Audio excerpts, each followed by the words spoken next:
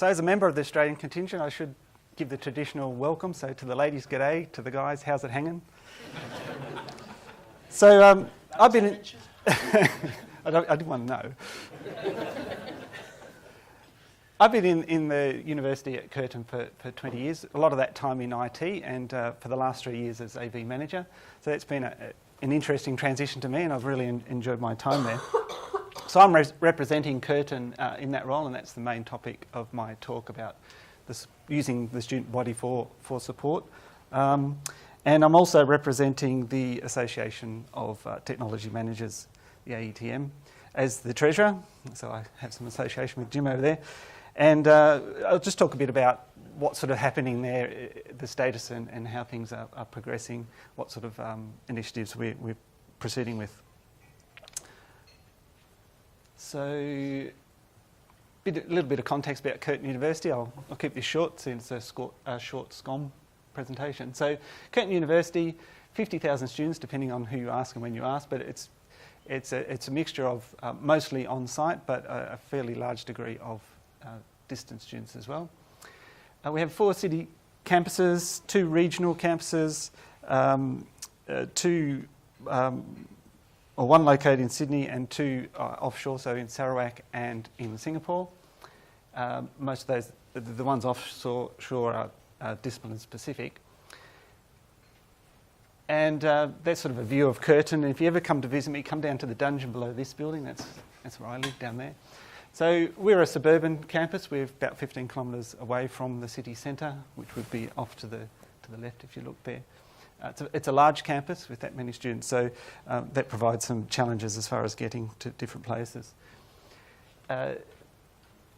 One of the interesting demographics that we have is that we have, this is the number of clicks for internet user distribution, and you can see this large percentage number here. So our university is very interested in utilising that for teaching online, on-time, synchronous teaching, because we have such a large market moving up to Singapore, Hong Kong, up through China. So our strategic goal is 1 million engaged learners by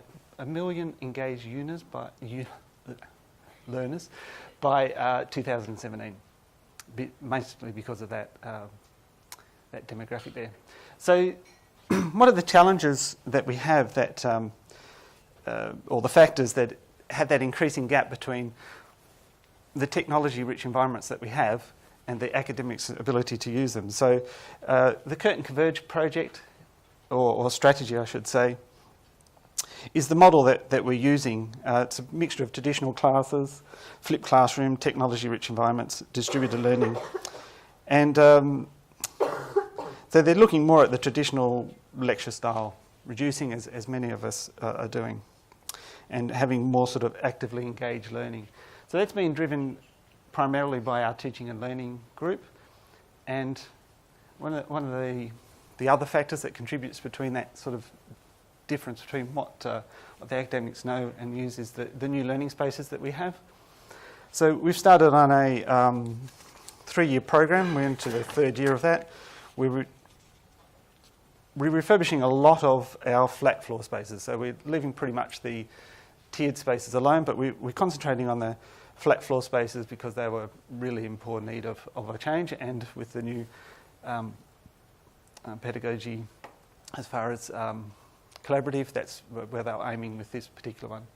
So we had stage 1, which was 11 flat floor spaces, multi-screen projection because the furniture was sort of in groupings. 3 had the mobile computer arrangements in it, and 3 with video conferencing.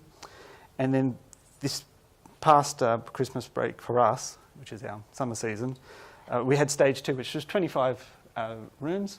We split that into 2 builders, 2 integrators, just to get that done. So again, multi-projection, we introduced some other smart board technology, and we used this model. This was negotiated with the academics, where it was basically based on furniture. So flexible furniture, the furniture could go anywhere. We had multiple projection surfaces. The semi-flexible was where you had pod computers up against the side wall, so you can move up against those if you want to use it, but otherwise be flexible and move things into the centre in your arrangement.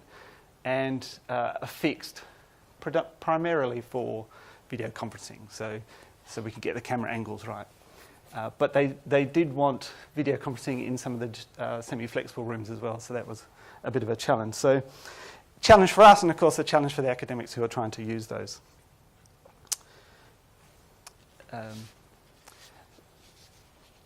So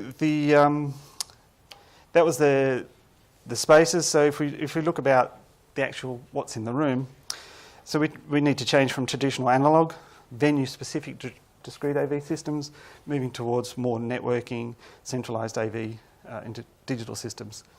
So, and there's a lot of drive there from the consumer products, as you know. So with iPads and tablets and screens, you get the associated technologies that we have to sort of integrate, HDMI, etc. And also, as those technologies do merge, we do get that blurred responsibility. We're very much a siloed IT organisation with AV, desktops, imaging, desktop support, lab support. And so there's that blurring and sometimes misunderstanding who's responsible for what. And we're also seeing software solutions for typically hardware or traditionally hardware problems. So room monitoring, video conferencing, we're using soft codecs and those sorts of things now. And Gordon mentioned streaming as well. Video switching, sorry. So IT services are responsible for that section. And so what we all recognise is that there's that slope where you've got increasing complexity, but also the academics having to understand how to use that room. So we've identified that slope or a hump, really, to get over. So the Curtin Convert strategy, of course, with the new teaching pedagogy, requires significant amount of personal development for the academics who want to foster that new way of learning. And so there was a big need for training and support so that we could over-service. They wanted us to over-service to make sure that the uptake of these technologies was strong and just didn't become something that was left behind. Of course, you suffer from resistance to change with many academics want to teach using their traditional tools. Another part of that sort of slope is the new system designs that we had to put in place. To sort of add that into, we had to break our previous templates that we had and create new templates. And often we had to put in designs that were not production ready because of the compressed time frame that we had. So the consequence of that is that you had teething problems that extended into the teaching semester. I think I just went backwards then, didn't I? We have a central support model. So what that meant for us, we located centrally or more or less one down and one for campus. So if we do have a call at the other end of campus, there's the long travel time that we would have to move up there. Also, we have a central service desk, which works quite well as far as making sure that the calls are logged, but we found there was quite a complex communication pathway, particularly when they decided to start outsourcing portions of that service desk in an overflow sort of mode, which meant that you got an outside party that you either had to train or they added a different link in that communication pathway. So you weren't always getting the information you need to address that support call. And I think the final one is that we have a large percentage of sessional staff, contract staff. So they're turning up pretty much on the first day of semester without any knowledge of a room. They're very new to the university. If they do have any induction, it's very much on the teaching tools they need to use, all the plagiarism software, all those different components. And so if you try and get in as part of their training, it's a very small part. So they're coming on deck and arriving for the first class and not knowing how to use the systems that are more complex than what they have been in the past. So we've been ramping up the resources using a sort of multifaceted approach to that. So we have training, we have hands-on training. We've been colour coding some of the things as simple as saying where the red dot is where you push the on button, because that's a very common problem, knowing how to turn the things on. So we have that getting started little symbol there that says all the components that you need to press or start to get going.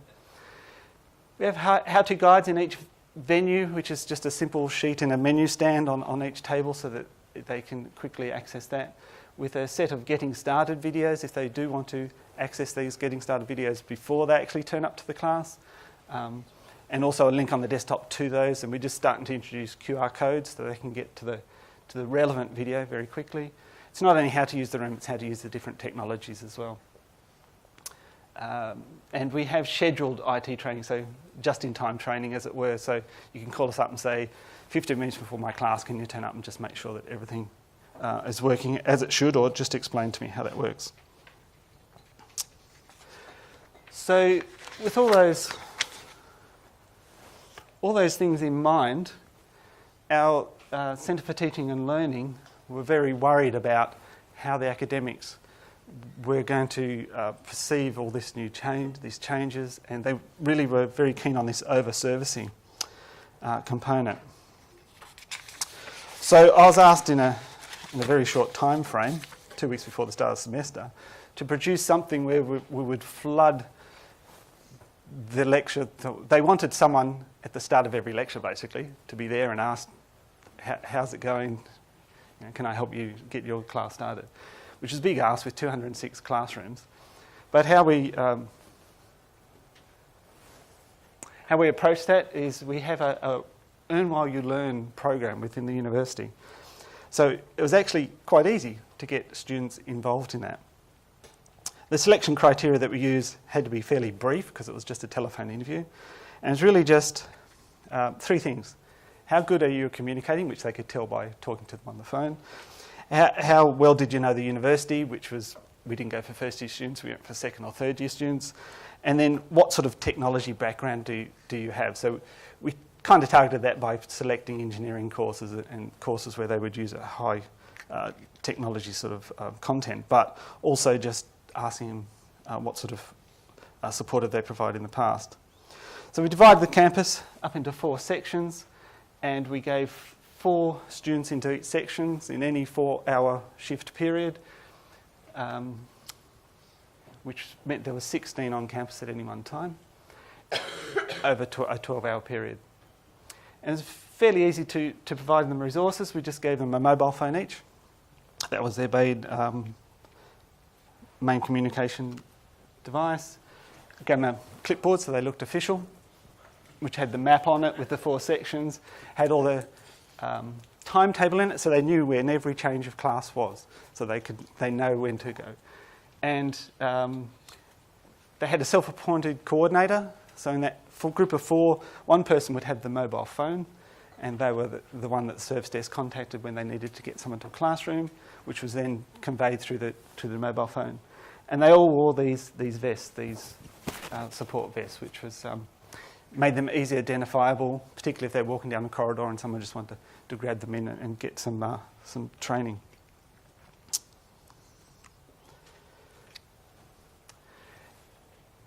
We didn't, because they're students and they know this technology things quite well, we didn't have to provide them a lot of training. So with 3 hours of training, we were able to tell them what they had to do, and they were able to support all those common problems like how to turn the computer on and which button to press, and some of the more complex things is to make is my lecture capture working, and then if not, how do I actually get it going?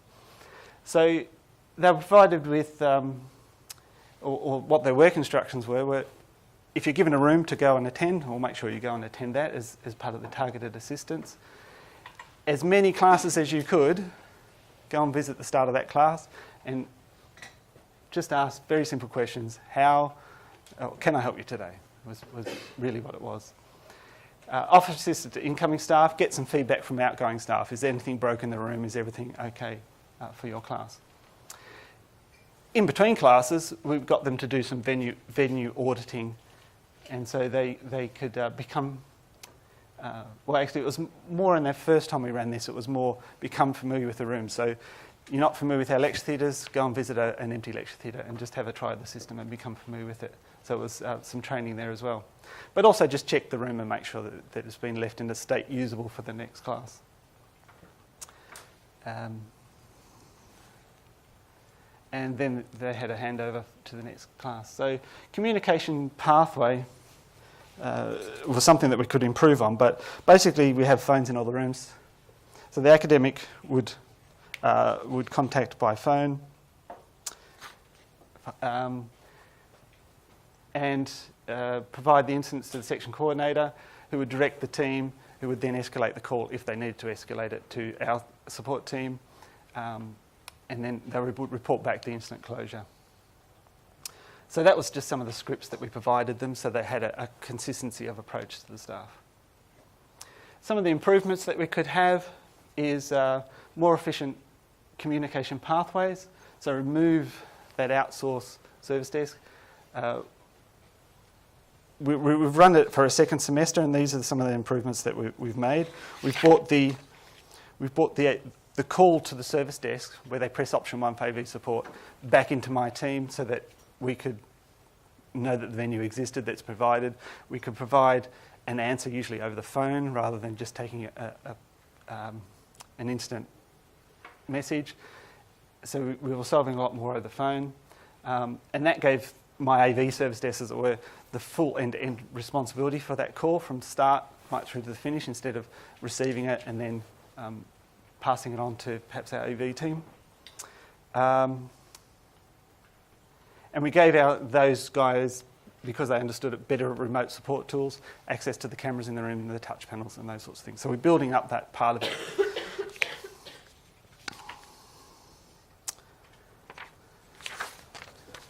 Okay, so on balance, how did that all? How does that all sort of work? One side of the balance, of course, is cost. So it costs a lot to employ that many students. It was as much as I was spending already on casual staff or on-site support. It was initially funded by strategic funding. It's now rolled into a recurrent budgeting. Very fortunate we've got a CIO who's very sensitive to the needs of teaching and learning. For the students, there's obviously a benefit of being able to develop some of those decision-making skills and leadership skills if they were one of the coordinators. There was work experience with payment, which always helped. They actually earned more than what they could working at McDonald's or any of the food industries. And also it gave them an opportunity to just try something different than their current field of study. So if they might be engineers, they can have a look at what AV was like. For the academic staff, of course, they had reduced response times. It could be 10 to 15 minutes normally if they're on campus. Because there was staff very nearby, you could get it right down to less than 5 minutes, or very proactive. They actually ask you before you come across the problem. So obviously the teaching staff could feel a lot more at ease because there was immediate support available. And it gave them on proactive assistance as well. For my team, or for the AV support, we had we didn't have to go out to the rooms and solve those very, very simple problems of just pressing the button. So I was able to get those guys to concentrate on those more, the fixing hardware and the systems issues, the things that they were more specialised in. And it also gave me a good pool of resources to recruit into my team, particularly females, which was really, really good to see that we had almost 50-50 in that team of 48 students that we had. And I've since employed some of those to work for me in our maintenance programs over summer. Just some of the things that the academics said. My problem was attended to very quickly and efficiently. The venue support staff member tackled the issue as unobtrusively as possible, so I was able to continue with my class while I worked on the problem. So they were very good at understanding that sort of thing that the class had to get on and just try and assist in the background if you could. And we also got feedback from the students, and one lady said, I was walking through a building when I passed a staff member in a stairwell. Upon noticing I was wearing the venue support vest, she remarked with a smile, another one of the angels. So they were very appreciative of what these staff could do for them and how they can help them immediately. So that's the venue support program.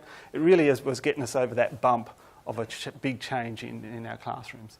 I see it ramping down now, but we've got over that. So this is a bit about Infocom and the Infocom update. Sorry, not Infocom, AETM update. So we had Jason come visit you last year, and he was really impressed with the Infocom partnership idea. And so he came back with that, and with the endorsement of our executive committee, drafted a set of constitutional changes. We were very much a individual member type organisation, so we put in some constitutional changes to allow us to operate as an organisational membership, which we can then match up against the organisational membership of Infocom. So on April, so with that partnership, in April of this year, we sent out invitations to all our current membership, and we have 43 responding to that. I think part of the critical success factor of that was that we introduced credit card facilities. So that made it very easy for people to pay. So we could just send it out and say you could pay with bank transfer or with the credit card facilities, and they're able to pay that quite quickly without having to go through all the processes that they normally would have to go through. In 2003, we started extending our membership, not by a big margin, but we focused a little bit outside of Australia, and so we were lucky enough to go on a study tour in Japan and picked up a few associate members that way. We have a member university in Papua New Guinea now.